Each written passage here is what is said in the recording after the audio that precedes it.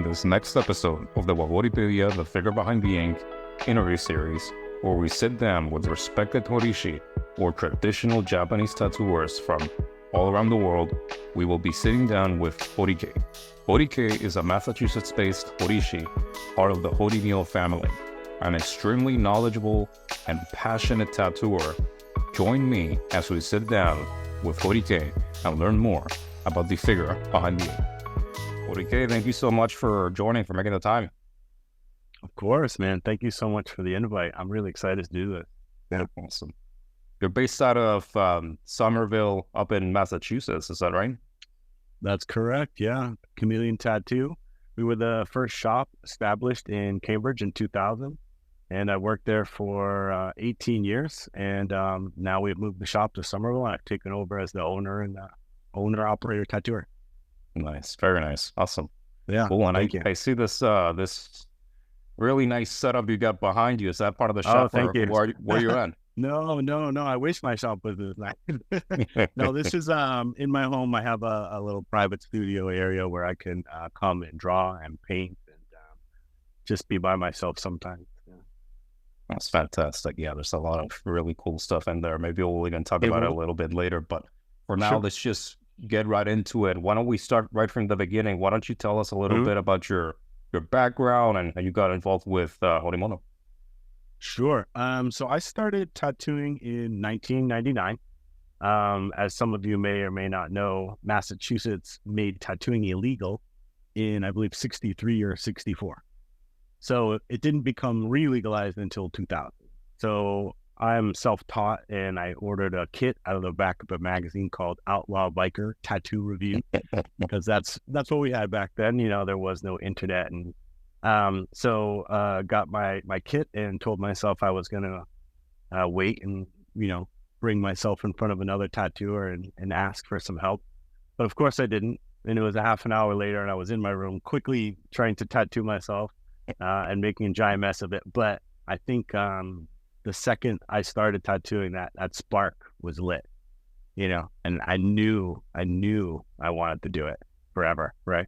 And so I just started tattooing myself, and I moved on to some of my coworkers. I was working at an art supply store at the time, tattooing for beer and pizza and whatever else somebody would give me, in exchange. Sometimes art, sometimes really cool art, actually.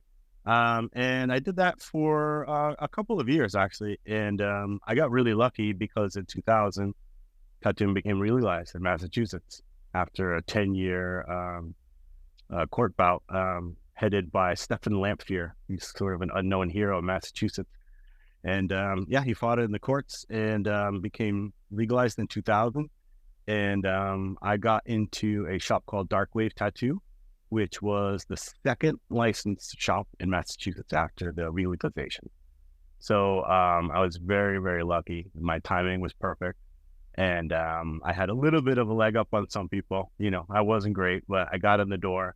And I worked there for about 5 years and really just did anything that came through the door. I think that's how a lot of tattooers learn it. It's trial by fire. And it was good. It was a good experience. I think people didn't really expect too much of me and I delivered.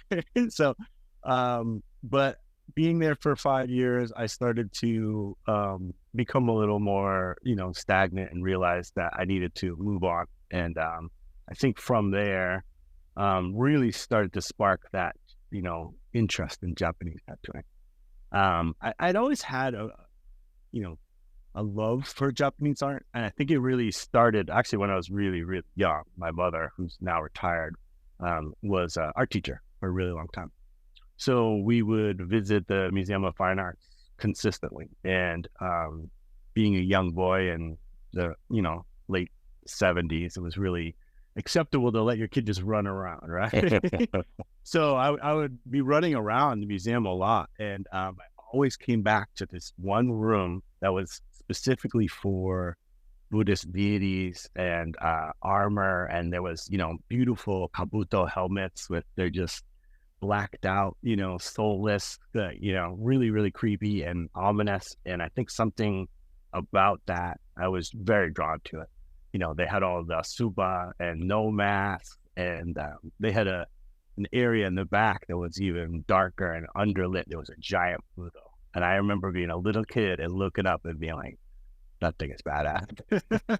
And, obviously that style of art is just huge in Japan, And so after deciding to move on from where I was, Dark Wave, and I was given an opportunity by a man named Nathan Lin, so I would like to give respect to him because he really, let me in the door, and I appreciate that. But I realized that I needed to move on and learn more things from people, right?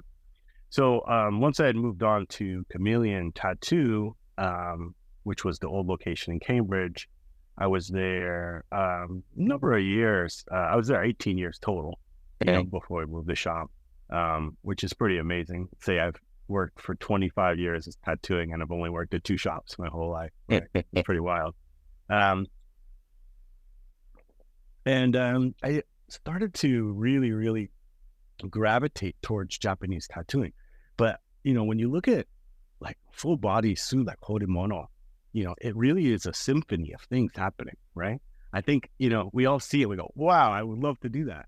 But then you try to, and, you really haven't studied one part of it yet, right? You're trying to look at this symphony as a whole, and you can't. You have to look at it as many, many things, many parts, and they all have to fit together perfectly to have that balance. So I started to decipher a little bit of that. One of the best books I ever got was just called The Japanese Tattoo. Very small book. You probably know, a black and white cover, guys sort of from the side.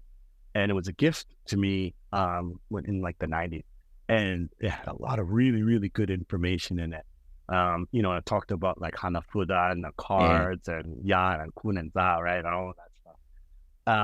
And it really was just like that catalyst for me to like, okay, I really want to start learning this stuff. So what I tried to do was break it down into parts, right? So it's like I said, if you're listening to a body of music, you say, okay, well, I'm going to try and learn the violin.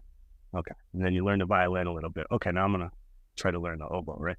So eventually all of this stuff, the merriment starts to happen, right? And then I started to decipher it in a better format. You have to learn the right questions to ask the right questions, right? So that was kind of, the path that I started to take. I started to do more Japanese tattooing. Social media starts to come into it more and more. And I told myself I wanted to do almost exclusively Japanese tattooing. So my system was to do a really nice Japanese tattoo and remove 2 or 3 Americana. Really good Japanese tattoo, take away black and gray. And then eventually, it was probably around 06, 07, I think. And I looked back and I said, oh my God, it's all Japanese stuff. Right. And then it was like, okay, now I have to focus. And I think with anything, going to the source is always the best path. Right. And so I told myself I was going to Japan. Right. And I set forth, this list of things that I wanted to do. And one of them was to learn Japanese. So I started to take an adult education class and started to do more conversations with native speakers and really just getting into that zone. And I told myself 1 year, that was going to be my path, 1 year. And at 6 months, some of you may have ran, I know Crystal Mori, who did Gomineko, the press and books, and we had developed a relationship through there. And she offered a tour for tattooers in Japan.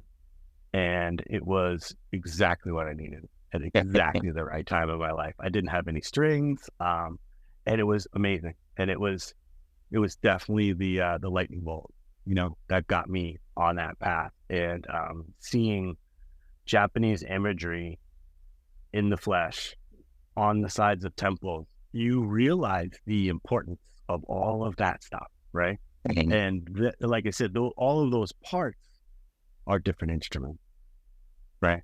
So, and then from there, she was my introducer to my master, Horimyo. And then then it got very real. And then my dome, right, my path was set. Yeah. I think that was it.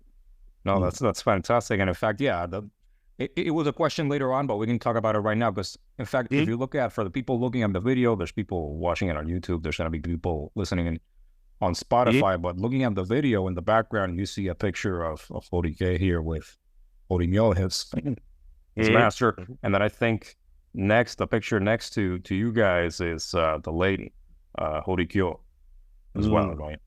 So Horikyo sensei. So actually, what can you tell us about that whole journey and that whole story, meeting Horimyo, and then of course whatever you can share about Horikyo, but that journey with Horimyo and who you are now. Yeah.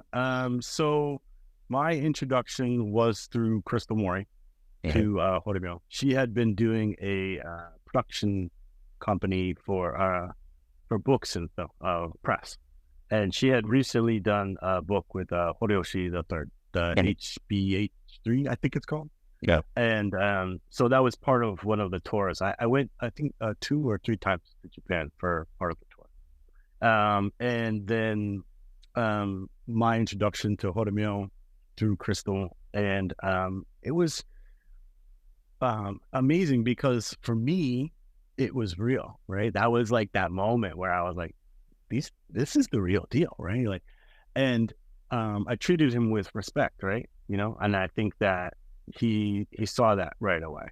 And but at that moment, I didn't really want anything from him other than to talk to him, and he stayed with me in my home, and we just would talk and talk and talk for hours about nature and Buddhism and tattooing and Wu-Tang Clan, so as much as we say pastor or sensei, and everybody, always assumes that my sensei is very old and has the giant white beard, right? But he's a little younger, and he's very, very well traveled, and so we could communicate, perfectly. And I think that moment when we shared a lot of space and we talked about our life paths and where we came from and our family, they were so similar.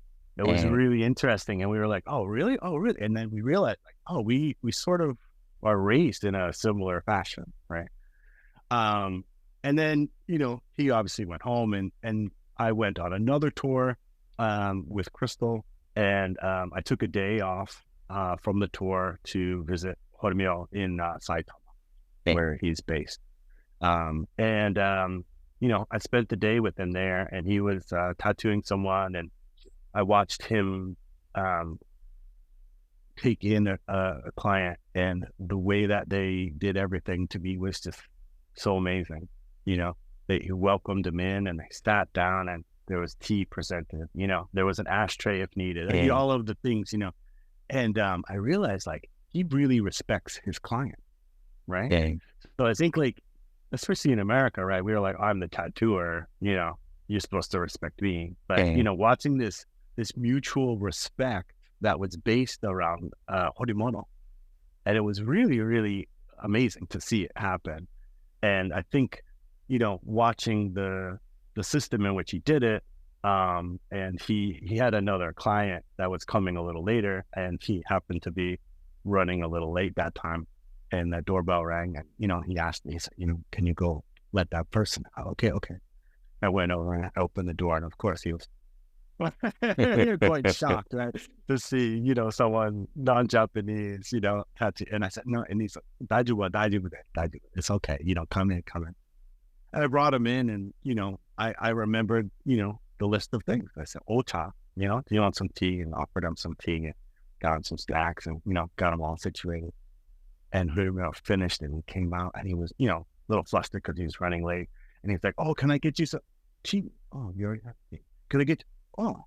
And he looked at me, and he had that moment too, where he was like, like you get it too. They're the reason that we do what we do, right?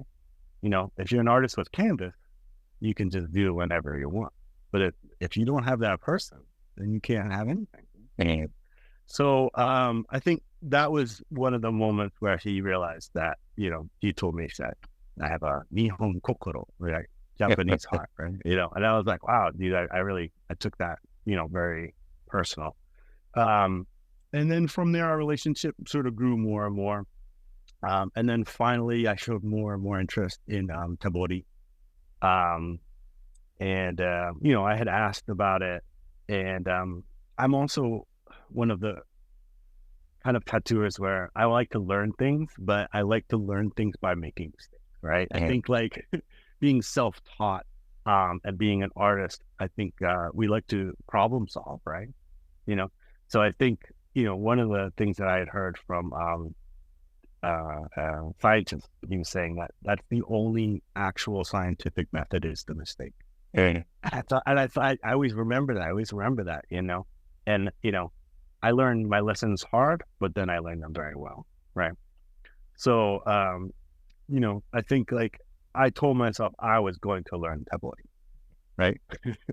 And it would be amazing if I learned it, with someone teaching me the correct way. But I also, didn't have an official apprenticeship tattooing with machine. So, I would be lying if I didn't say, oh, of course I tried a little with, whatever I could, kind of bind together. Obviously didn't work out quite as well. But I think that my drive towards it really proved to Horimyo-san that like I meant it. Like I was serious. And so, we had a pretty serious conversation about, whether or not I was ready, right? For one, if it was the right time in my life. And, and I showed him that I was serious and that I meant it. And, of course, the line had to be addressed, right? Above who and is it okay? And, that's a whole other, world, right? Of course. And then it came back and he was given the okay. And, from there I started to, go to Japan and spend time just with my sensei. And, one of the more classic Japanese ways of learning is just observation. I'm sure you've heard that before where, they don't take your hand and put it in there and just say, this is how you do it, right? You have to watch. And not only do you have to watch from afar, right? You can't be like this close watching him do it and really observing everything. So, that process is long, right? And I think that a lot of the idea is that you sort of absorb it through osmosis, right? And also you're giving them their space, right? Like I'm respecting, his space and his client. And so there, and it was definitely a learning experience because I had to sit and be quiet and be still, right? And that's hard, right? As an American, we want to jump all around and do everything. And so it was an exercise, right? And being seated and focused. And if you think of Tebori, you're seated and you're focused. So even though you're not being shown exactly what to do, you are, right? And so I started to gain a lot of that. And I would grind sumi, right? In the Suzuri for my sensei. And learning that is a whole, different animal too. Helping with needles and binding stuff and everything. Cleaning, right? Of course. When sensei had done, I would come in and clean everything, and set him up for the next time. But for me, I think that at that point, I'd already been tattooing over 10 years, right? So it's very humbling. And I think that it was a good lesson in ego death, right? I think that as Americans, we always sort of, as tattooers especially, we kind of hold ourselves in this regard. But in all reality, we're a speck, right? In the grand scheme of everything, right? So just because you do one thing doesn't make you, high or mighty or gray or anything, right? So learning about that and understanding about humility and being humble, that's the one thing, like he would say to me, he would say, what is the most important thing about being a good bunshin, right? Bunshin, right? Bunshin, right? And I'd always think, oh, maybe he means shading, maybe he means this or that. Be humble, be humble. And I try to take that to heart constantly, And even with the new shop setup, it's more open, and I have the same size space as everyone, and I work right across from them, and I try to, keep the ego in check, right? And so from that point, I started to do more Tebori. I'd study from Horimyo's drawing, right? I mean, that's the classic way too. At that point, those become shared to you, and trying to emulate his style, is a good way to try and learn, right? So I've been chasing that ever since. That's great. That's quite a journey. Quite a journey. And it's fantastic. Right. I mean, I feel like I'm always on a journey, right? Yeah. And I was actually very to bring up, the other part of it was I was very blessed to have met Horikei Sensei. One of the years I can't remember, maybe 10. I don't know, but it was Tokyo tattoo convention hosted by Hardcore Tokyo Hardcore, I think, yeah. And my master was there to work, and I remember there was some buzz around. There was buzz around the convention. It's called Horikei. And my master was like, oh my God, this is really amazing. And I said, why? Because I didn't know about any connections yet. And he said, oh, well, he's a great grandmaster, he's like a living legend. Wow, okay, cool. I'm really excited. And so, when he finally had come in, and I looked up, and he had, like, I'm sure you've heard this so many times. I've watched all of your YouTube things, and everyone talks. He has such a swagger. He has a swagger. He came in, he has those like tinted glasses. He had this really nice sort of like, I guess like a fedora would be the best way to describe it. And it's like a bright red t-shirt, and he had that like photography vest with all the pockets. And I was like, okay, all right. And I looked down, and of course he had perfect black, red, and white Jordan. And I was like, this dude is the coolest. And then I got an introduction through a master, and of course I tried to be as humble and quiet as I could, and he really, really took to my master, because my master is one of the rare Tebori artists who does soul Tebori. Soul Tebori is the outline as well. And there's not too many people left, I think, that do it that way. So we were invited at a later date to visit Horikei Sensei's studio in Shinjuku. I think it's Shinjuku back then. It was my master, my master's master, and my master's brother. And we all went to go visit Horikei Sensei, and it was great because we were going, and it was one of the first times I got to hear the word subarashi, right? Subarashi, to those of you who don't know, it's just like awesome or excellent, but it's just such a great sounding word. And we were stopping to bring a gift for Horikei Sensei, because every time you visit, you always bring, tea or some kind of thing. And we went into a store, and my master's master was looking to buy something, and she told him the price, and he was like, subarashi. So of course, I always remember that one moment, when I learned that. Right? And then we went to go visit Horikei Sensei, and it was interesting too, because I love watching Akira Kurosawa films and all of that samurai stuff, and there's always what's called reading the room, right? So when you would walk into a room back in the day, whoever's in the dead center, they're obviously the boss, right? The person to their right, their right-hand man, that's their second in command. And it kind of goes down the line, right? So they still to this day sort of use that when they do like board meetings and things like that. So when you come into the room, you can understand the hierarchy. And if you can understand the hierarchy, then you can understand how to speak to certain people, right? High or lower. Senpai, kohai, right? So he was sort of telling me, you will sit here and I will sit here and all of this, and you see, say, all right, like this. So, okay. And so we all went, and obviously they were speaking in Japanese, but I knew very, very little at the time. And I'm trying to be attentive, and pay attention. And and they spoke for a while, and then I did as little, as much as I could. It was very little, but I tried to converse with them. And then when they were all kind of done, at the time I was actually building tattoo machines, cutting, welding, winding coils, doing all that kind of stuff. And I had wanted to make a tattoo machine for Horikei.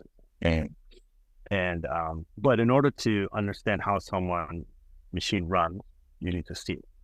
So I had asked my son, in advance, I was like, I'd really like to talk to him about building a machine. And my master told him, and he was really excited, and showed me his tattoo machine, and I looked at it and kind of got it in my head, how he would like to have it run. And then I said, okay, I'll make you, and he was like, really? And I was like, yeah, I'll weld it, I'll cut it, everything will be done by hand, and it'll be made just for you, okay? And he stopped and he was like, okay, hold on. And he brought out a bunch of his prints. I don't know if you've seen some of them. I have a couple on the wall here.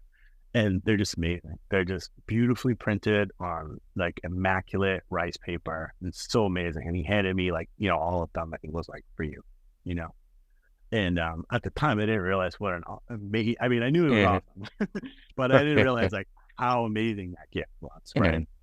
And then much later, not much later, a couple months later, I went home and I made some stuff from Damascus steel. Damascus we folded, and so it had a lot of really beautiful qualities to it. And I used some really amazing paper that had like gold cherry blossom. I made it as best as I could and sent it over there.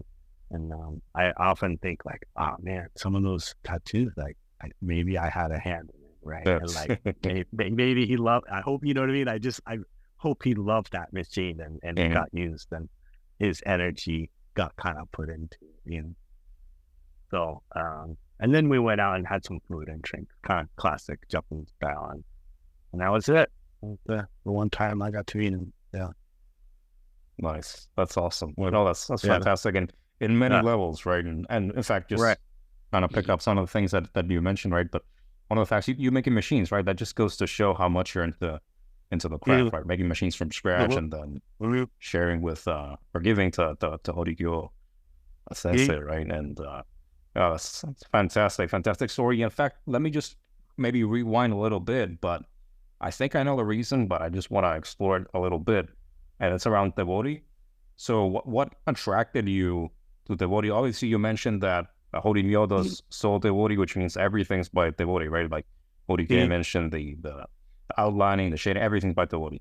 Was it just, because you were introduced via your master, or what attracted you to Tebori? I knew of it, right? And then, with the introduction of social media and because I started in 99, right? So if you do the math, like there wasn't really a lot of online information, right? And you've heard that many times. Magazines a little bit. If you could get a hold of some books, I mean, that was like, gold, which is why I think, getting books from Gomineko was so important to me, because some of them were actually like showing you how to bind and, all these things. I think for me, it was about connecting to the source, right? I think like, Horisaru, Jeff, one of my friends, he said the same thing too, where like, you can do the best Japanese tattoo with machine, and you do the same tattoo with Tebori, and Tebori it has a human quality to it, right? Like wabi sabi, it's not perfect, and that's what makes it perfect, right? If the steel is too pure, it'll break, right? You need to have a little bit of that human element to it. And I think like from that, it was sort of the missing key or missing part to the lock, right? And so I think being attracted to that was, giving myself wholeheartedly to Japanese tattoo, right? And again, like stepping back from, years and years of building a reputation as a tattooer to like bringing yourself to an apprentice again, right? And so it was a journey, I think, inside too, right? Like learning about being humble and ego and just, not wanting, right? And so I think like, for me, it's really too that connection to your client, which I think, like I was saying before, when they sat down and they just had this back and forth and they cared for each other, right? I think like really, really caring for the tattoo, right? And how you do it. And, I think when you see stuff done by hand, it's you putting all of your energy into it, right? And you are the energy. So when you're tattooing by hand, once you start to do it, you kind of feel that connection, right? The machine is the barrier, right? The machine is doing all of the work for you. You're just moving the machine. But when you become the machine, the energy from me to here into you is human to human energy. You can't get that with the machine. You can't get that closeness, that connection to another human. So I think that once that I started to feel that, you grind your ink. You put your energy into that ink. When you grind sumi, you're supposed to clear your head of any other thought other than your job at hand, right? Your focus, right? So I think that initially it was just because I looked at the older style and I loved it, right? Yeah. And then when the reality of it hit, I think it was a new understanding of why I wanted to, and that drive was stronger. Yeah. And that makes sense. That's a very poetic way to to compare the process of the body and such. So sort of like maybe build on further, because I've had many conversations with different Horishi from all around the world, from Japan, people who studied in Japan but are from abroad, people who haven't studied, who are self-taught and they learn by their own outside of Japan. But the thing that I keep hearing, and that I believe myself, right, my work has been done by Tebori, is I keep hearing about this mystical quality that Tebori has over the machine. I don't know if there's anything you can add into that. I mean, like I said, I think that we don't really give enough value to energy, right? Or chi, right? As well, any of that stuff, right? And I think that when you're building something by hand, whether it be ink or putting needles together or actually tattooing or any of that, you really are using, whatever your life force is, whatever you want to believe that to be, right? And when you put yourself into the art, everyone sees it in a different way, right? But they see that, oh man, I can really see the emotion that it conveyed, right? So I feel that, that comes out in Tebori, right? I think that, and I use the pocket for my sashibo, for my bamboo, right? Even more connection, right, to nature. So I think one of the other parts of it too is that the rhythm itself is a human rhythm, right? Tattoo machine is going so fast that you can't process it. You can't. You see it as a solid. You feel it as heat. I mean, all of those things are completely mechanical, right? So, but with Tebori, when you're in the right rhythm, shaki, shaki, shaki, shaki, shaki, shaki, shaki, shaki, shaki. It's so simple. So I've thought about this a lot, right? Like when you're a baby and you are held and you are rocked with a human rhythm, right? When you get tattooed, your body is being pushed in a human rhythm. So that rhythm, I think, puts you in a meditative state, right? If you're on a bus and the bus is rocking, all of a sudden you're so sleepy, right? So I think that, that calmness can only come from Tebori. because it's so quiet. You're putting in good energy, right? And all of that. So I think that people miss that in their life. And some people, oh, the machine, oh my God, I'm so nervous. And when you do Tebori on someone, a lot of Tebori, they look forward to it. Yeah. They come in and they're like, oh, this is my time to relax. Yeah. Right? Which is so, crazy to think of. But, one of my clients, I sent you the picture. He had the Buddha with the big red fire all by hand. And he would legit go to sleep. He would fall asleep and he would drool while I would tattoo him. And I would wake him up and he would come like the extreme athlete, no drugs, no nothing. It would just put him in that state. So I think that may be sort of that magical quality that you're kind of looking for, I mean, you've had Tebori, so you know exactly what I'm talking about when you're getting tattooed. You're just being rocked, right? So I think that rhythm is something that, we don't get to connect to as much as we should, whether it be sound or nature or anything like that. It all has a rhythm to it. 100%. You were talking about the relaxation and looking forward to it, and sometimes people falling asleep, and I was thinking that's exactly my experience. Like, I would look forward to it. It was relaxing. It was my relaxation session every weekend. That was my time to just relax, and sometimes I would even fall asleep too. So that's hilarious. That's great. That's great. That means that you had, a good experience, right? And I think the other part is that, we want to give people a good experience, right? As tattooers, because the tattoo is there forever, but the experience, right? The memory, right? All of that stuff, the sounds, the smell, right? Sumi, when it's grinding fresh, oh my God, it's like one of the best smells, there's a particular kind of incense to it that gets aerated when you start to do it, and it's very cleansing. So, I think that, it's just something that we have lost track of, connecting to nature, and that's sort of that way to kind of get back to it. Yeah, that makes sense. Cool. Awesome. So switching gears dramatically in here, totally different question, but do you have a favorite subject to tattoo? As of late, I would have to say the dragon. Yeah, because my sensei style dragon is really unique, and I think that emulating his style really like helps me to connect to him and his style, right?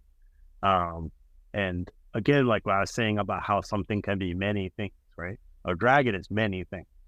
So even when I'm sort of teaching, someone how to, draw a dragon or whatever, you don't start out with the everything. It's too many things, right? So it's a grand symphony of many things, right? A great snake and how it moves, claws and how they push and they pull, right? All of that, like how the fire comes off of the joints, right? How the head twists and, the size of the head compared to the body. All of these things, it's like I said, it's a merriment of amazing things. And my sensei style of that, I'm trying to like more and more and more and more just get to that, because, we're all like children and we do wild things, and then you start to come back to base, and I'm in that phase where, you can draw a dragon with a million different things, but bringing it back to base and basics. And that's when people look at it and go, oh man, it's really good, right? Yep. So I think that's kind of been my big push too, right? It's Year of the Dragon. So I'm like all excited. It's a new shop, right? New shop, dragons. And, and I've completed a decent amount recently. And, I think that more and more people are starting to trust me, more with that style, I like to say like omakase, right? You go in and if you trust the chef, right, you say omakase, right? Yep.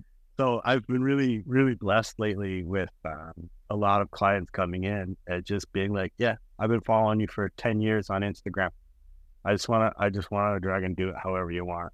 Yeah. You know, flour, water, with, you know, do what you need to do to make it right. So I think that, you know, I'm going to try to, you know, tone it down, right? Bring it in and study my master style more and try to emulate more. Awesome. Yeah, for sure. People need to go and check out your Instagram for not just your dragons, of course, but of course all the other magnificent work that you're putting out there. So on a similar vein, are there like subjects or themes or whatever that you would like to tattoo, but you haven't had a chance yet? I really like yokai. Yokai are really fun, and for those who don't know who yokai are, it's the best way to describe it is like monsters, right? Or obake, like little ghosts, or you know, something like that. And in Japan, you know, they don't necessarily believe it. Like some things are all evil and all good. You know, they're little monsters, and they just do what they do. You know, and sometimes humans get hurt in the process, or you know, they're into trickery, right? Or maybe like kitsune, right? Maybe they just want to like shapeshift and like make you do something. Or so I've always been enamored of them in the like 100 Demon Parade, you know, that sort of thing. So I actually started a bodysuit a while ago, neck all the way down to knees, and it's just all yokai all the way across. Oh, nice. It's wild. But I think like one of the other things that I've always really loved was the Shichifukaji, right? Seven luck god. And part of that process for me was understanding the connection between Senju Kanen is my Buddhist theory. And there's actually a really good website that I use that will sort of guide you through different aspects of Shintoism and Buddhism and connections. And, you know, you can click the link, right? And then it brought me to Daikokuten, right? Daikokuten, right, is the god for like wealth. He has the Uchide no Kozuchi, you know, he hits it and all the magic, you know, money happens.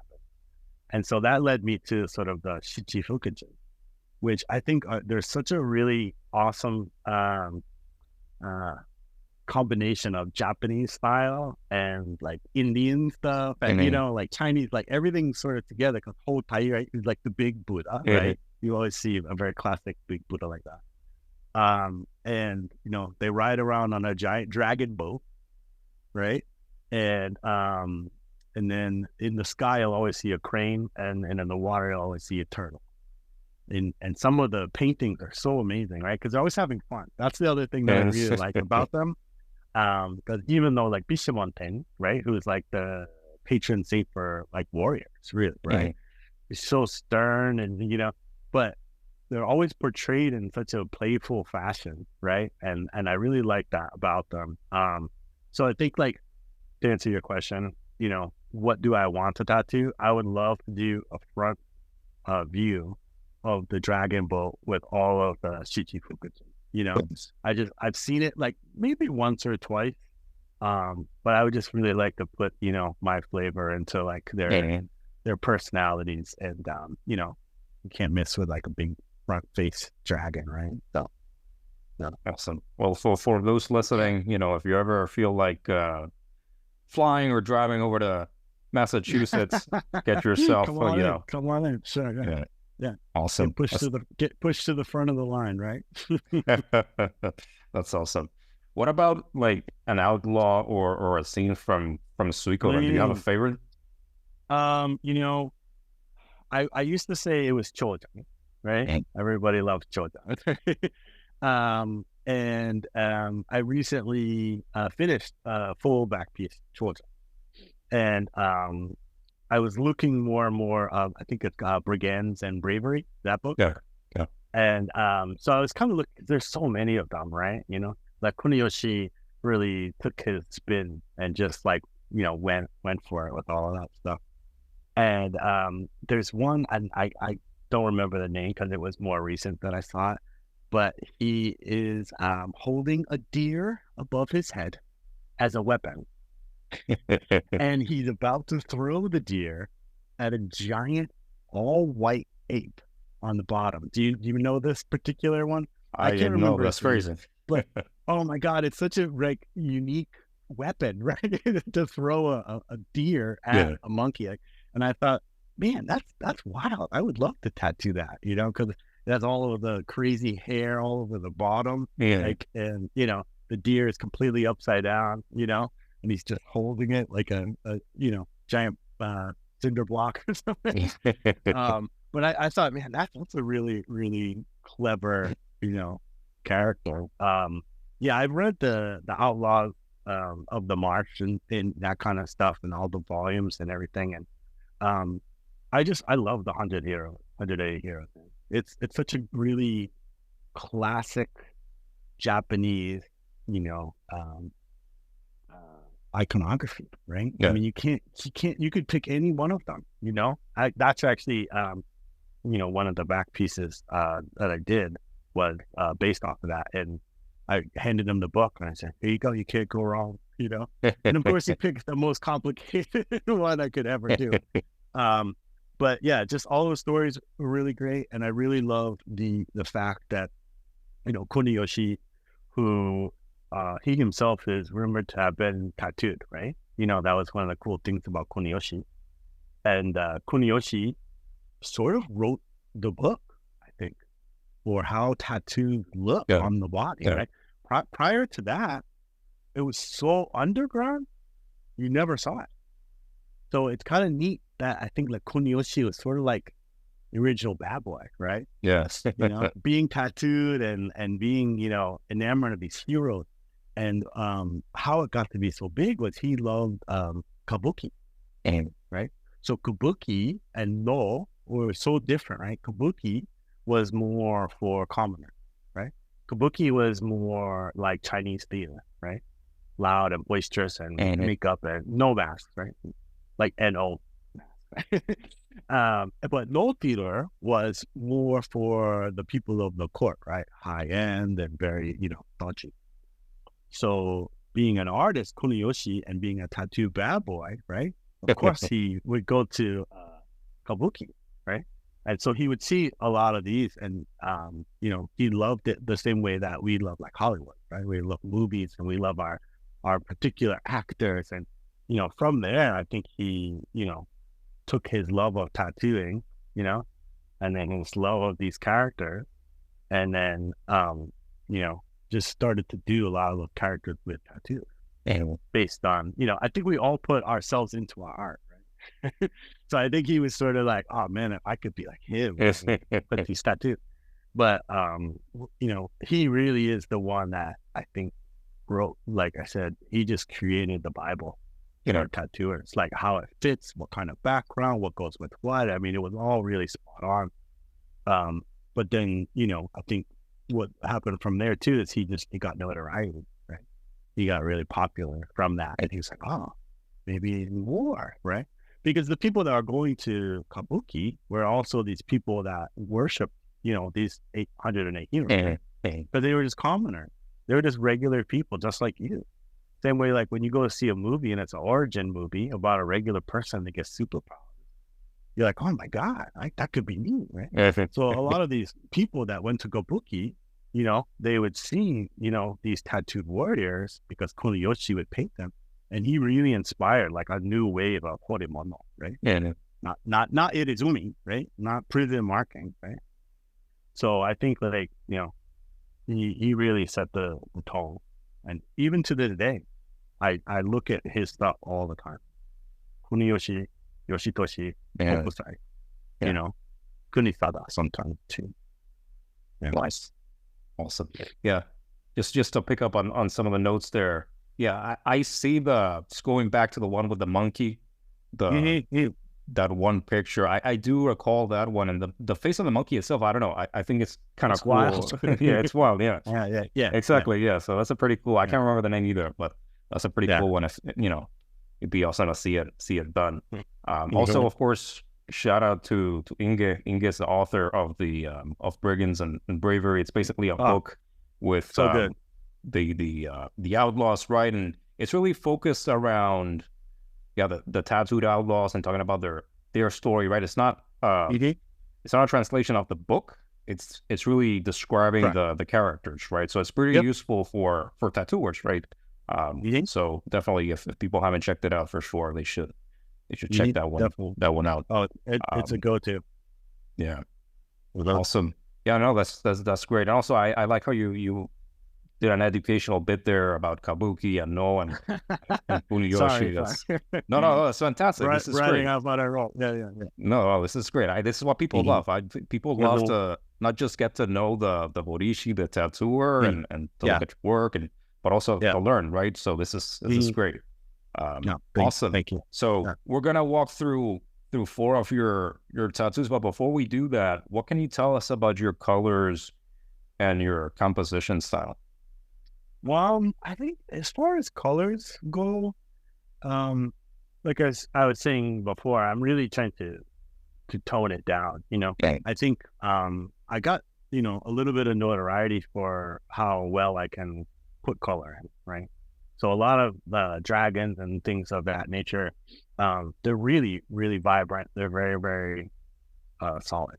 And I've been using, the same pigment now over 18 years or something. Yeah, almost 20 years. Same pigment company. And I like to keep it a secret because then everyone will be able to do it. But a mentor of mine a while ago, suggested it to me, and I never turned back. And I think like more classic colors are more attractive these days. Black and gradients in that nature. With red, classic red shoe, of course, is like one of my favorites. And dark browns and greens and things like that.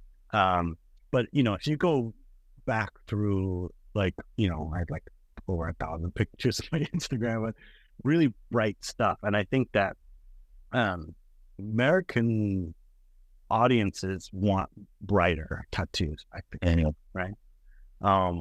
And I think, that comes from, it's just flashy, right?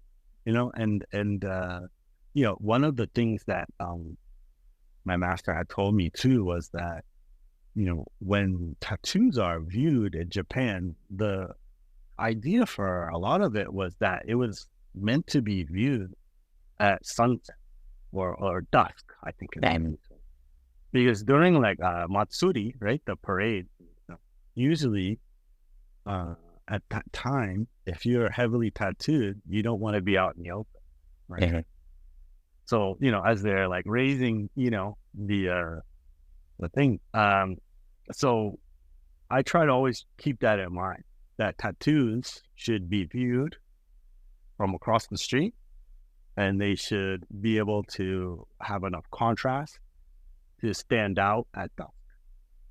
So if you do something that's just filled with tons and tons of color, it just sort of gets lost, right? Yeah. Heavy contrast. Sumi, heavy black sumi is so black, so that when you even leave, even the smallest skin break, it's like glowing. So I think the contrast of the heavy and the light, I think is what, I want to balance more. My master said to me at one point, it's like darker background, and I went full on, darker background. And it made a lot of sense, and because of that, I think my colors will pop more, right? So, and then as far as like my subject matter, I, again, ukiyo-e, woodblock prints are just like the best. And everything is set. There's stories that you can help tailor to your client, right? A big part of my understanding of how to give a tattoo that, they want, or sometimes they don't know what they want. Right? So part of the process, my master was telling me was that you sit down and you talk to them, right? And not like, oh, I want this. Yes. Okay. It's like, you talk to them, right? So again, going back to that thing like omakase, right? Well, that doesn't mean I just grab a book and I just do something that I want to do. And you talk to your client and you say, oh, well, what do you do for a living? Or where were you born, or where did you come from? Oh, I come from a long line of firemen. Oh, well, then there's going to be, these particular, woodblock prints are like all about Edo firemen, right? Mm-hmm. Which, they were considered to be, one of the most valuable positions, right? Because when everything's made of wood and it catches on fire, Mm-hmm. immediate fire, right? So, I think that, tailoring the tattoo to the client, is something that is, law.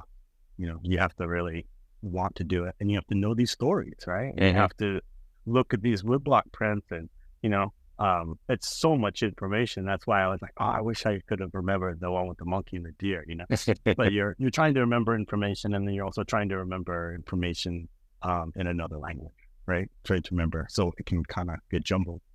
But yeah, ukiyo-e, woodblock prints, and then of course my master, right? Yeah. My master's, I think, my number one inspiration. I look to his work all the time, and I'm really lucky that he'll share stuff with me that he doesn't necessarily share, with the rest of the world. And yeah, he's the one I look up to almost. Awesome, fantastic. All right, so we've talked about your colors and your composition style and such. So let's actually start sharing some of your works. Let me know when you can see. Yeah. Yep. Yes. All right, perfect. So I think you already know the drill, right? I'll let you do all the talking, whatever you want to, talk about, and then maybe at the end I'll add a little sprinkle of comments. But so go ahead. Sure. So this is Theo. Theo came to me, I want to say in 2008 or something like that. And he had got a couple of small tattoos from me, and he said to me, I want a bodysuit. And I had never done a full suit, right?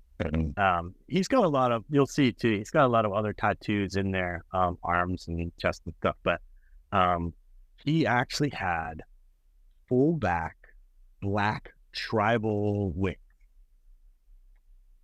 Got them laser off. He had, I think, 12 laser sessions before we even got started. So, he showed me he was really, really serious about it. And, he told me he wanted something gory and gross and violent. And of course, Yoshitoshi, right? Yoshitoshi is most famous with a set of prints called The Bloody Print, right? Yes. There's a really awesome book called The Eye of Atrocity. And so I pretty much sat down with him, and we went through, and he looked at it, and he went, that's really gnarly. That's what he and pointed it out. And I was like, all right, let's do it. That's the one we'll do. And and he's a pretty big guy too. So trying to get everything to fit from the print, and then move things around in a certain way that it worked out as the print, but on his back, and then as you can see on the bottom, there's actually wolves eating their legs. So it's a really, really gnarly design. He got what he wanted, and as we sort of started to progress through his sides, he got some samurai to seppuku. And then we just kind of started adding, different masks, and he now refers to it as his death suit, which I thought was really, really clever, because yeah, of course you're alive in your own skin, but when you die, it's your death suit, right? So I was like, oh man, that's really good. But the title of it is called Two Women of Nojiri Who Were Robbed, Tied to Trees, and Eaten by Wolves. That's the official title from Yoshitoshi. There's a print from 1875. So, I think it's just solid, and looking at specifically from the belt line down is when I started to really look at Horikei background, right?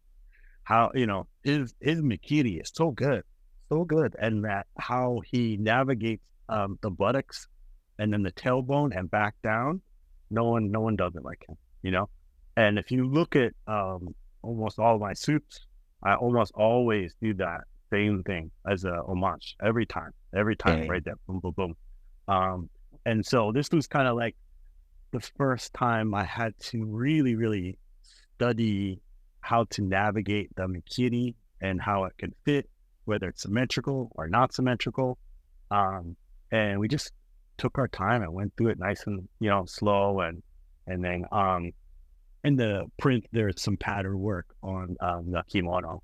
So we kind of added that freehand later on. And then, sprinkling in, there's cherry blossoms throughout it, right? Not in the original print, but again, you need to have balance, right? Right. So, my thought was, of course, you can have death and things that are gruesome and blood, but, if you don't kind of give it a little sprinkle, as you say, right?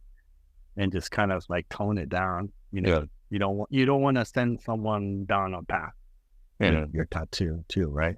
So even though they make that choice, it's kind of still your job to give them a good tattoo, right? So balance.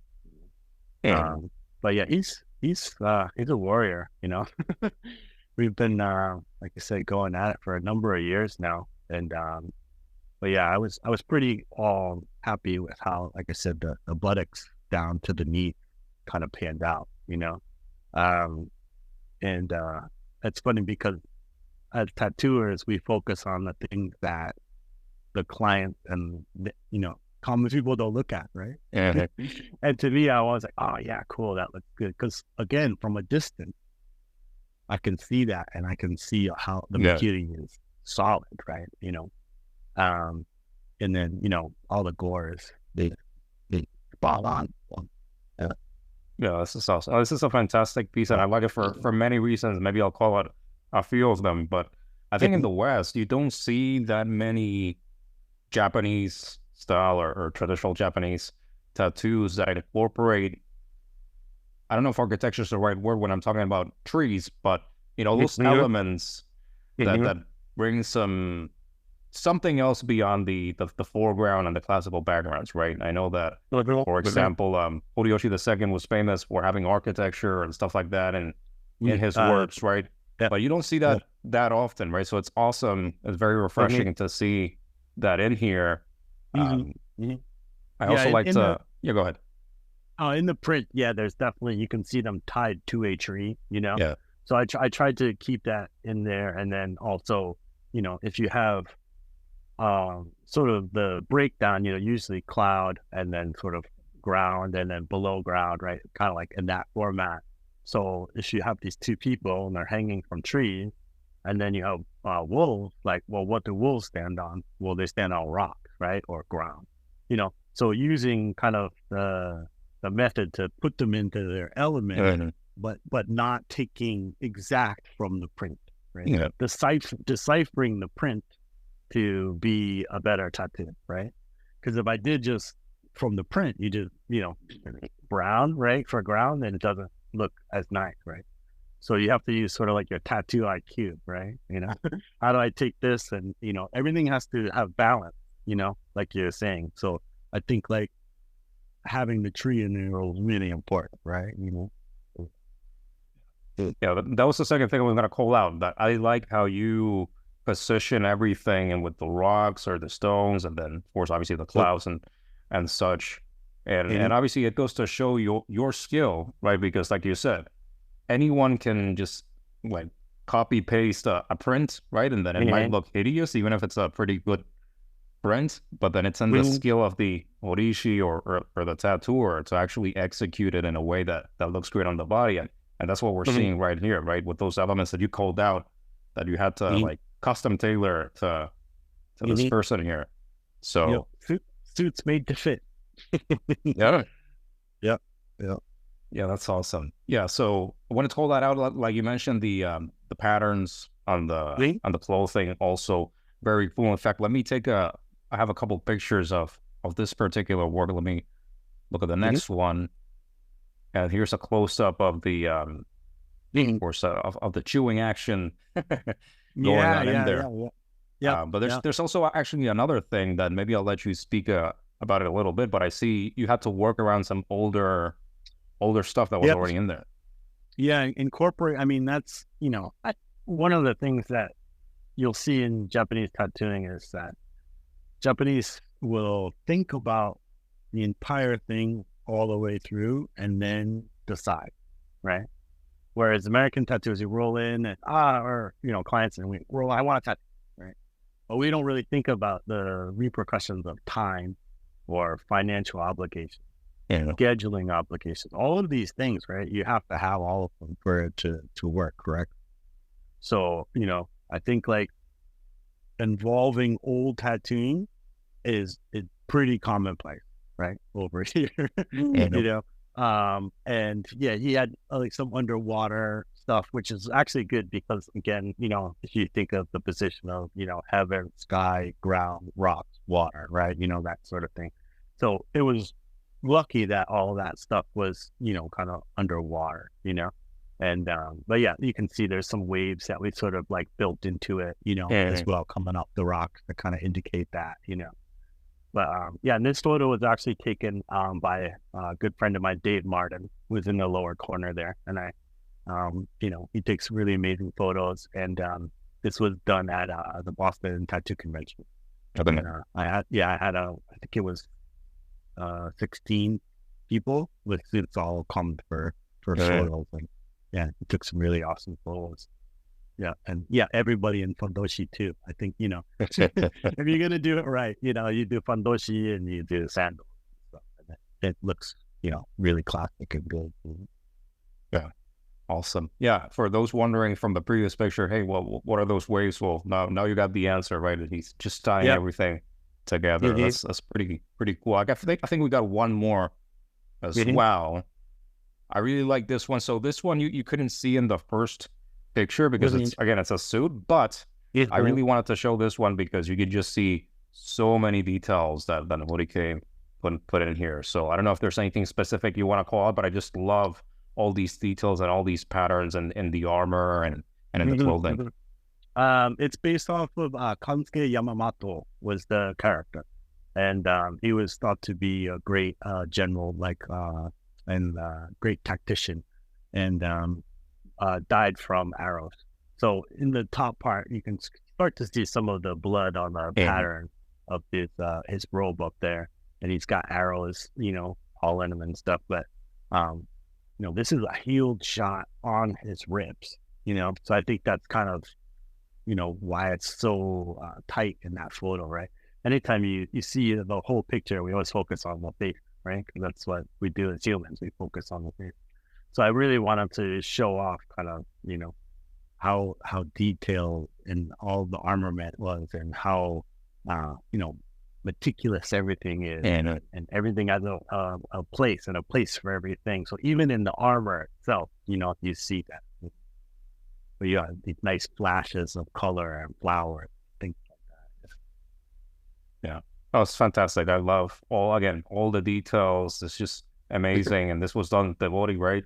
So we did some parts of it Tebori. Some of his suit was Tebori, but we started it so early on, that by the time that we were doing it, it was really smaller stuff towards the end. But yeah, also no, this is still fantastic regardless of the medium. I like tattooing the gore. I like doing all the blood stuff and namakubi, of course, and I think it's kind of that, tattoo and bad boy, right? Stuff all kind of comes together, Yeah. Awesome. All right, let's see what we got next. All right. Yeah.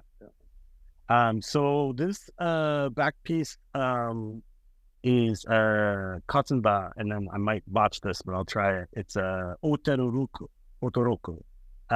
And it's my client came to me and he said, I don't know what to get. Again, he was like, I really like what you do, and I really want to have a back piece, and and so again, the first thing I did was bring out Forget the Bravery. Like, hey, check this stuff out. Tell me what you think. I remember because I was doing some cleaning in my room, and go ahead, take a look, and he's sitting there. And I remember he turned the book around and he was like, how about this? And my eyes bugged out. You pick the most complicated hero in, like, I want to say almost the whole book, right? He's battling 3 people.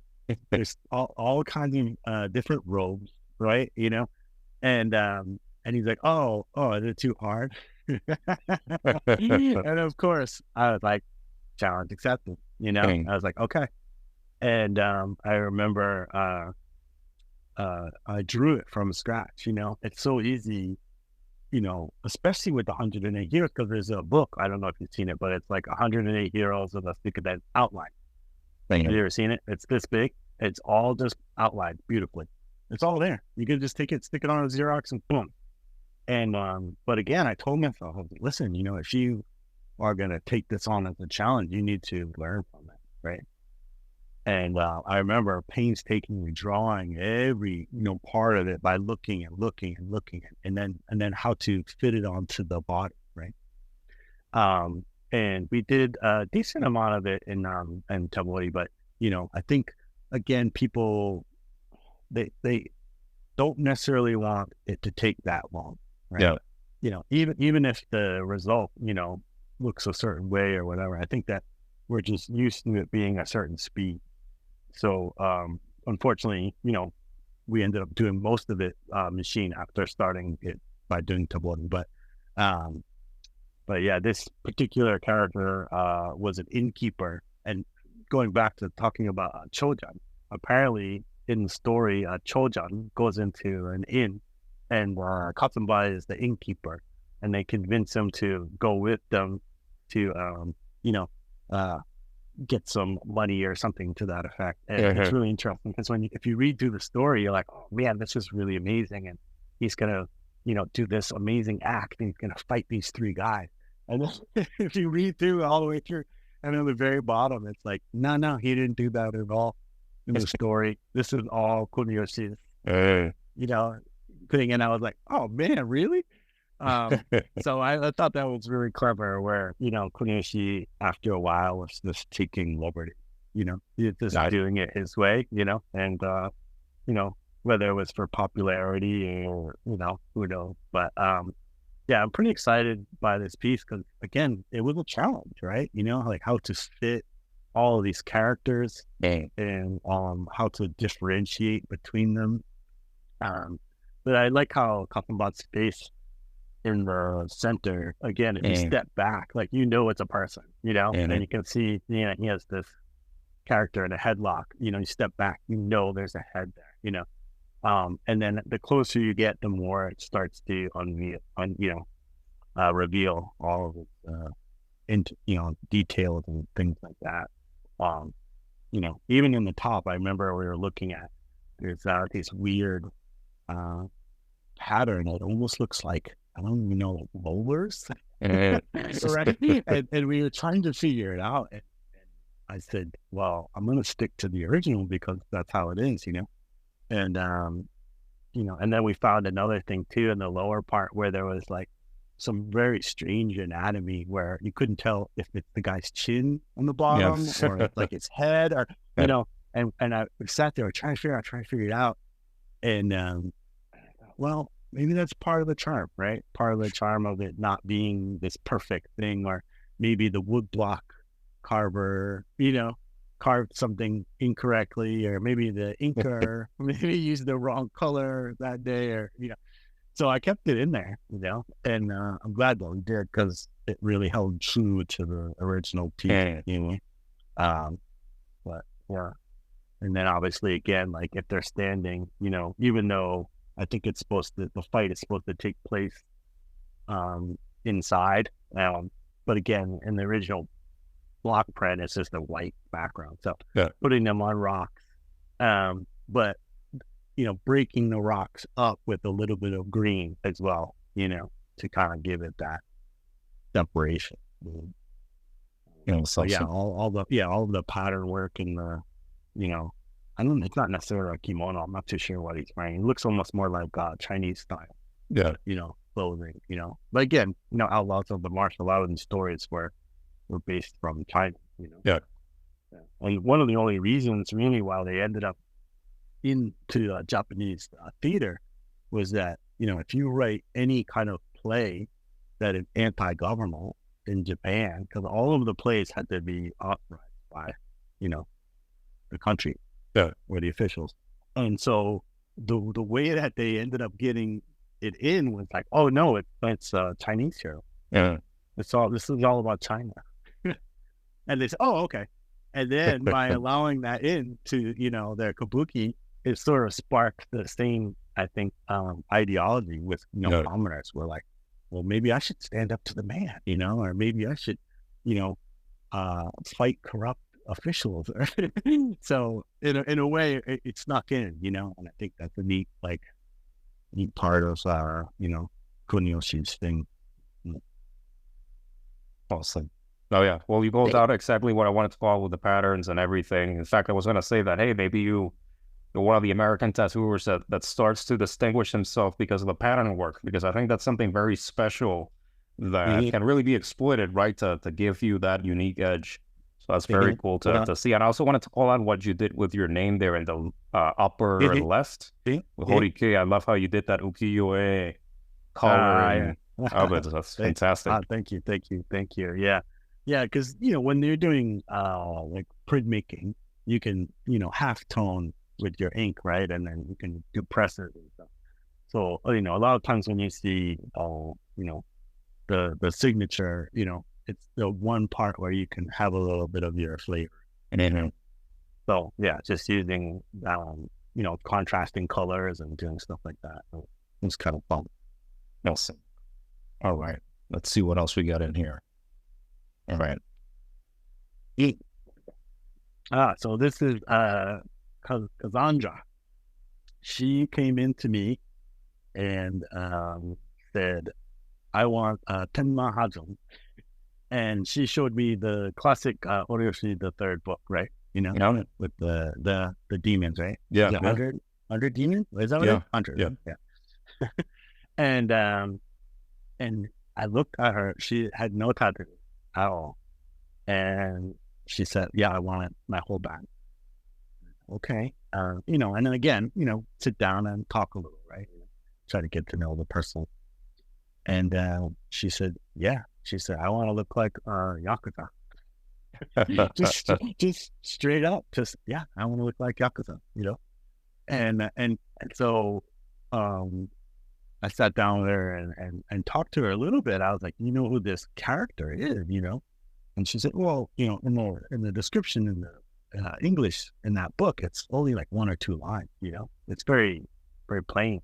Yeah. But, a little bit of history of Tenma Hajun, the long name is Tenshima, or King of Devils, right? So, again, there's no necessarily good or bad or, heaven or hell or anything like that. But to be a king of the devil, right? that's upper echelon stuff, And then there was he lives in a world of excess and greed, right? So it's like every time I'm reading these things, it's like ticking more and more boxes, He lives in a world of excessive greed and he's unable to be satisfied, right? Very similar, obviously, in Christianity to our classic Lucifer, right? A lot of these similarities. And he leads an army of evildoers, right? That was the other thing. So he's got a whole army of other demons behind him to push this forward, right? And then in the print, it's Pinchima is tearing the word of Buddha apart, showing that he does not care, so it's just like a really, really epic tattoo. And, obviously standing on a huge axe, right? That was a really interesting part of it, just having that huge black chunk right there, and then, digging a little deeper with some translations, they said that he resides in the 6th heaven out of the 6 heavens in the world of desire, right? So I was like, man, that's pretty cool too, to dig a little deeper. So sometimes he's referred to as the 6 heavenly demon king, right? So I'm going through all of the stuff and she's just like, yeah, I'm on board. Yeah. I don't, and you don't know what this person, background was. And she was so serious. And I was like, okay, all right. You know what you want, and you're very serious. So I took the image and the basic layout, but then looked a lot to my master's style, right? So again, sort of toning it down, more simple, right? And when you're doing stuff than Tebori, you have to think a little smaller stuff is harder, right? And so bigger and blockier tend to come to the surface a little bit more. So redrew it, in the original, I think you could see some of the sutra, the mantras, on the thing, but we opted to do just sort of like pattern work, because trying to get the actual, bonji correct, because it's such a small format, really difficult. She's also maybe 5'2", 5'3". She's pretty petite. So originally we started with the back, and she didn't want any color, which I think, at first I was like, really? I mean, just because that one from Horishi is black and gray, that whole book is black and gray, Yeah. And I was like, we could, do anything. And she's like, no. And, now seeing it in its completed format, I'm really glad that we did black and gray. I think it looks so smooth, so classic, right? Her skin was perfect, right? Everything healed really well. But it took a long time, because when we got, I think, almost to the point where the main character was done, because originally she just wanted the main character, no background, right? So that's why there's no real interaction between the background and the subject. Yeah. But then, so, we talked a lot, and she has a love for anime. And so she started learning Japanese. And she went over to Japan for years. It was like 2 years or something like that. She just like disappeared, and I was like, I wonder if she's ever gonna come back, Yeah. And then eventually she had sent me a text, or a DM, and I was like, oh, cool, let's finish it. She's like, I want to do the background now. So that's when we sort of, added in the balance, putting in the chrysanthemums too, right? Because even though chrysanthemums are, beautiful flower, it's the Japanese equivalent of the lily, right? So if you go to like a funeral or something like that, you take a lily, right, and you put it into the grave, right, or you put it onto the coffin. Chrysanthemums are the same way in Japan. They're used for like funeral. So I just put bad on top of bad. I didn't really know or think about the balance so much, and just sort of her being like, no, I want it to be like tough. I want the whole thing to be really tough, and then, I think if you're going to be, godlike, then, clouds is always back, in the heavens and like sort of flying around, but, and then in the interim, obviously she got like her arm done by another tattooer, a bunch of other tattoos, because she was gone for a number of years, but yeah. And again, if you look at sort of the center part, she didn't really want to go down, to the buttocks or lower, but like how I sort of utilize that, again, sort of similar to Horikei style, right? It comes up and that center, like that, But, sure. Oh, that's awesome. And that's weird hearing that, she came to you, she knew what she wanted, she was dead set on it, and it came out fantastic. And I also like how, I think you mentioned this, and I'm just calling it out in case I misheard, but it was going to be Nukibori, right? Just the main figure, and then, you decided, let's just do everybody to the background as well. Yeah. I mean, it's a good sample of that too, where you can start, one of the things my master always said was that you should be thinking whole body. If someone comes in as like, I want a kanji, you have to think whole body.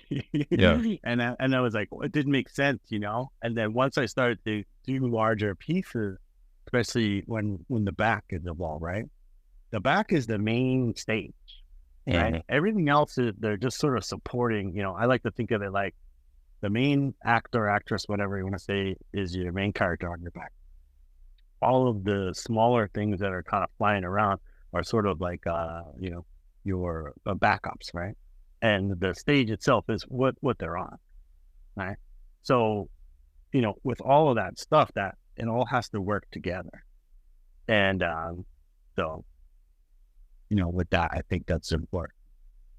So yeah, it looks pretty cool. I think it's one of the fiercer ones that we're looking at. Although the first one was pretty gory and crazy too. But yeah. That's awesome. All right, I think we got one more in here. Yeah. Let's see. Okay. There we go. Yeah, this is Renan. Renan is a really, really talented swordsman. And, he came to me a while ago. We did his sleeve first. We did a samurai with, I think, cherry blossoms. I can't remember. And then the other part, we did a tiger. And then he came to me and said he wanted to do his whole back with Phoenix and Dragon. So Phoenix and Dragon are harmonious, right? So a lot of times too, even when you see in like Chinese like weddings, especially, you'll see a big disc, and in the disc you'll see a dragon and Phoenix, and then a symbol for double happiness. So, they're very harmonious. Where certain things, like if you have a tiger, right, pure power, right, and then you have a dragon, wisdom, so it's fighting, So I wanted them to sort of be in this placement where they're harmonious with each other and kind of like overlapping. The bungee we used was for his year of birth, and that obviously it's not finished. Yeah. But yeah, he took a little bit of time off, and we're getting back at it, I think probably pretty soon. But again, this was a photo taken by Dave Martin, in the corner you can see his insignia, and at the Boston Tattoo Convention in 2023. Yeah, this year. But yeah, I'm really looking forward to finishing it. And he's just a really amazing human. I really like working with him. Awesome. Yeah, I might be biased because I obviously have a dragon and a phoenix, but I think it looks fantastic. And you don't see on many back pieces. You usually actually see like sleeves of the dragon and the phoenix, or you see back pieces of dragons paired with a bunch of things. But you don't see this combination, which is a traditional combination, but you actually don't see this combination a lot, at least in the West. So it's pretty cool to see it coming to life here. You doing this. So I'm pretty excited to see how this one, obviously it's going to turn out great, but how it turns out. Yeah. Thank you. Yeah, I think like it's difficult too, because they're both pretty big, demanding things, right? And you do need all of that space to get it to work correctly.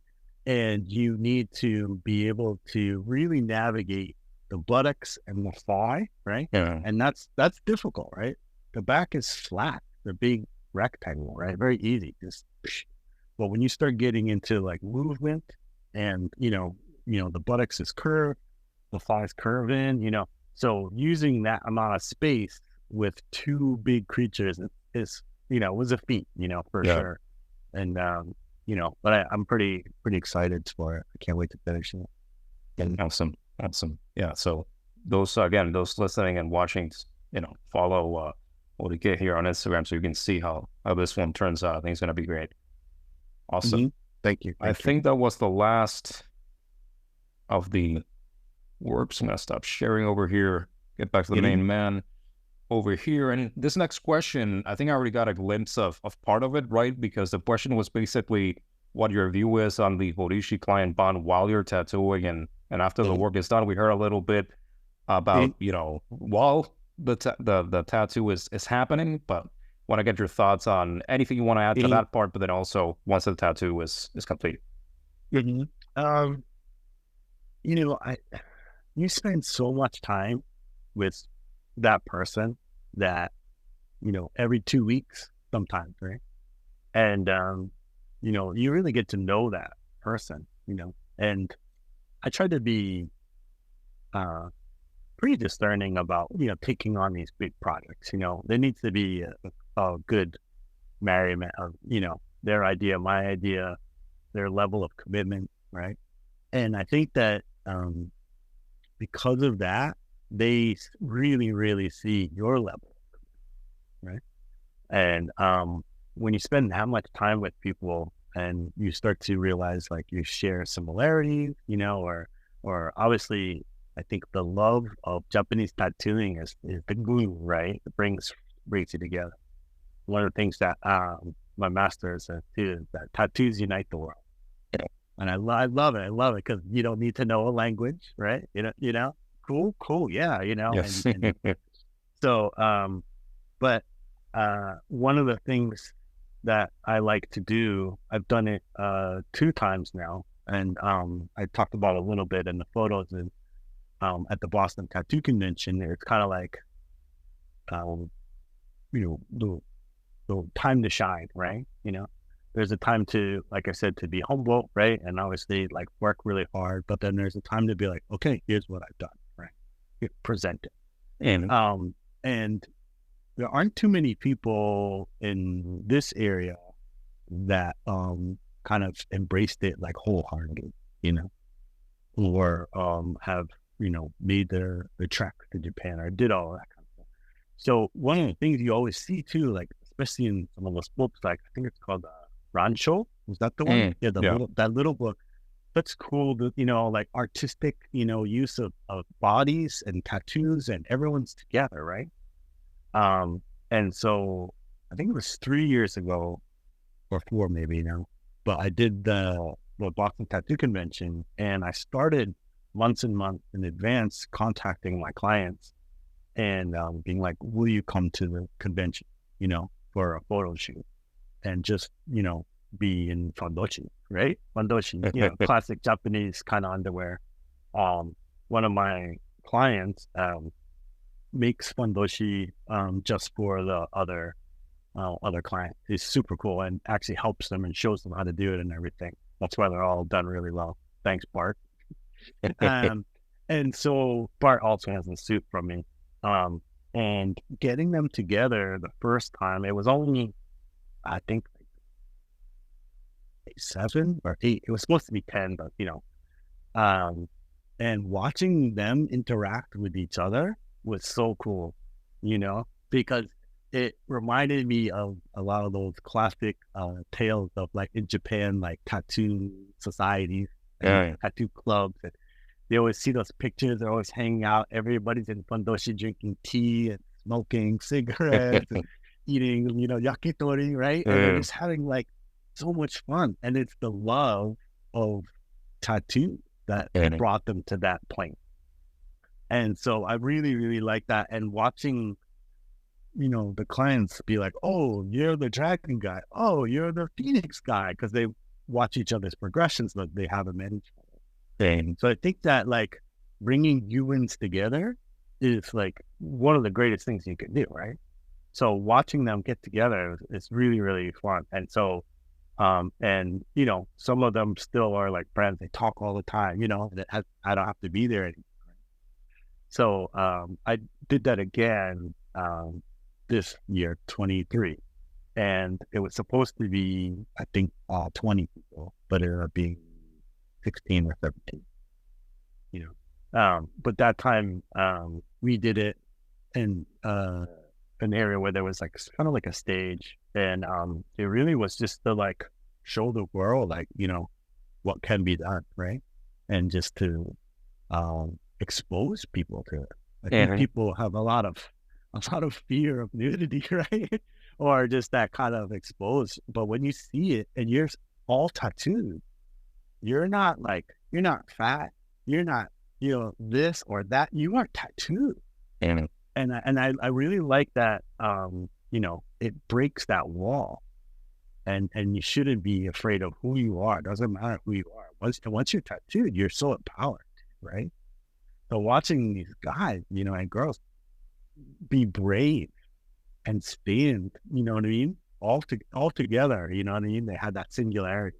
That tattooing made them all strong, and that to me was really, really amazing to watch. All these people in fandoshi in front of hundreds and hundreds of people, some tattooers, some people just walking along. Whoa, right?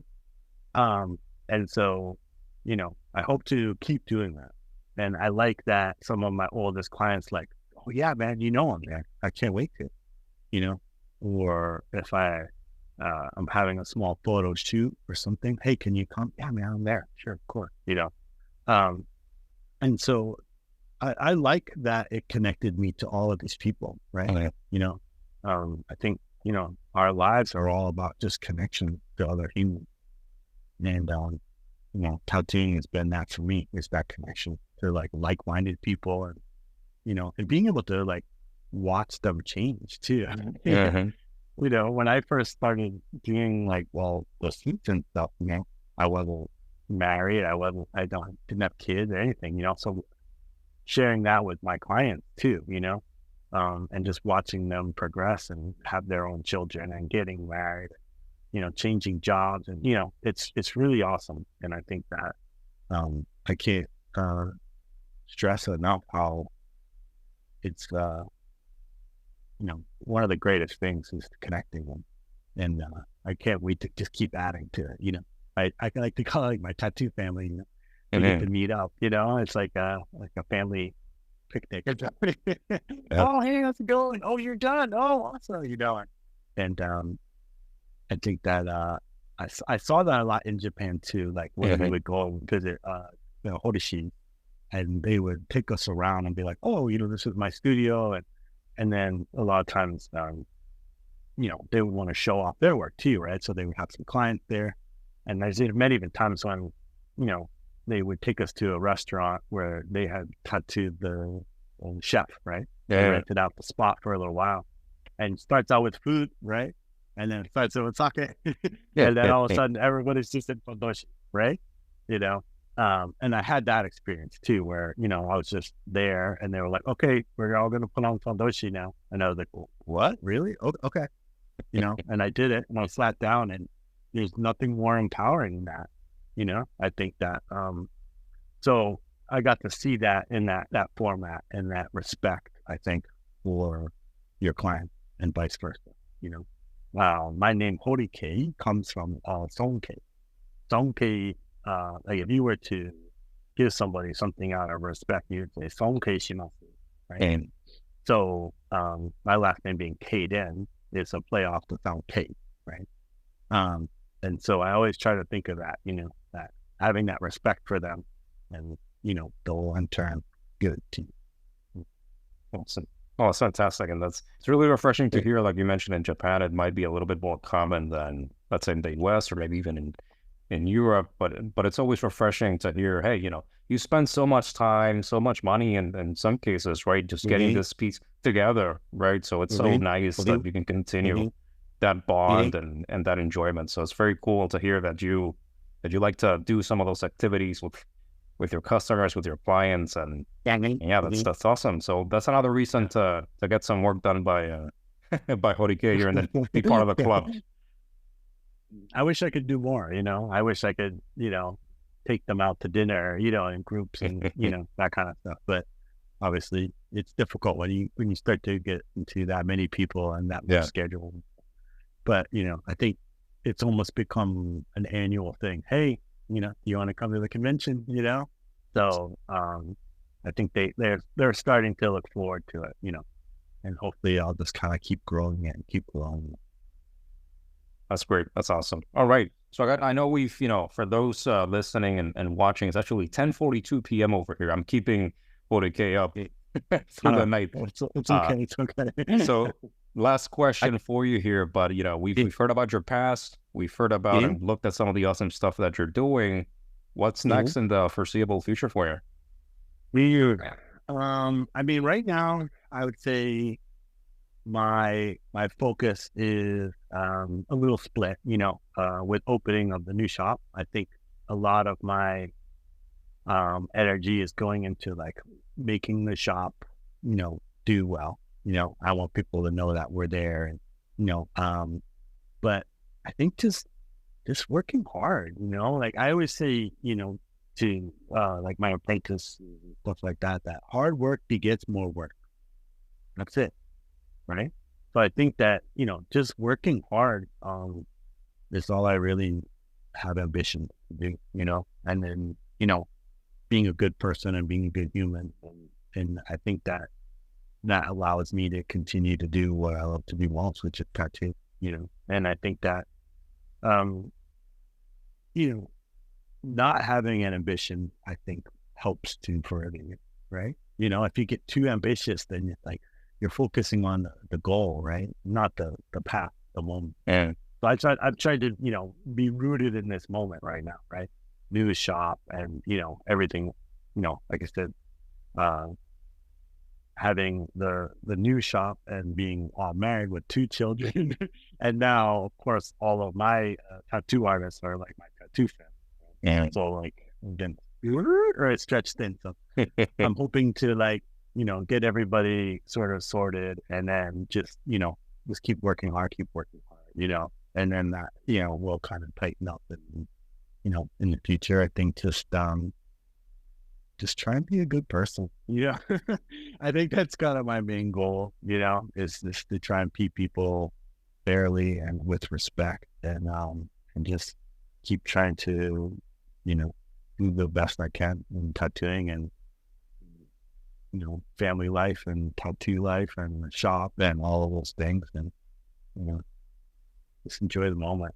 I lost my father to Alzheimer's a little while ago, and it was definitely the fire that was lit under me, and made me work really hard and made me really be, like I said, be in the moment, right? Because those moments can be gone so fast, right? So focus on the moment, and I think that everything else will come in, right? Yeah. Everything else falls into place. Awesome. This has been a fantastic conversation, extremely educational. I think everybody felt your passion. Obviously, they saw your skill, so I don't even have to talk about your fantastic skill. But thank you very much. Again, it's super late in here, and I'm keeping him up, but he's giving me his time and being so nice. So thank you very much for your time and for everything you do. Thank you so much. Yeah, thank you. And I look forward to getting your book. I'm very excited. Awesome. Waboripedia. What is it? Edition 2, or is it the second version? What is it? No. This is we're still in the first version, but this is, I think, now we're on second the second printing, right? No, the 5th printing actually. It's like the 5th printing, so it's been selling like hotcakes. Wow. Yeah, I'm really, really happy for you, because I think that as much as you can sense my passion, I can tell you love doing that, and you do a really great job, and I'm very proud to have said that I have been on your show. So no, really appreciate appreciate everything you do. Appreciate your support of me and what I'm doing, and I wish you the very best of success in everything you do. Awesome. Thank you so much. Thank you so much, son. All right. If you would like to learn more about the world of traditional Japanese tattooing, follow the Waboripedia Instagram page, hit like and subscribe in the YouTube and Spotify channels, and stay tuned for the meanings and stories behind Japanese tattooing, Horishi interviews, and more.